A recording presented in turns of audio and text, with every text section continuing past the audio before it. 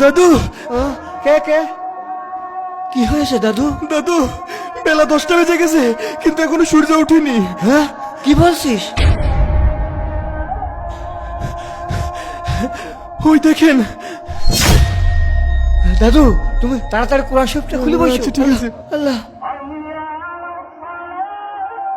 বিশ্বাস করেন কিয়ামতের আগে একদিন এক রাতের মধ্যে এই কোরআনের সব পাতাগুলো আল্লাহ তুলে নেবেন আসমানে। হে মানুষ, তোমাদের পালনকর্তাকে ভয় করো। নিশ্চয়ই কিয়ামতের প্রকম্পন এক ভয়ঙ্কর ব্যাপার। আজই হলো পৃথিবীর শেষ দিন।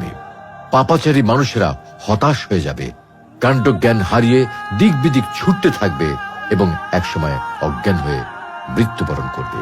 আল্লাহ রাব্বুল আলামিন আমাদের সকলকে পৃথিবীর শেষ দিনের ভয়াবহতা থেকে হিফাজত করুন।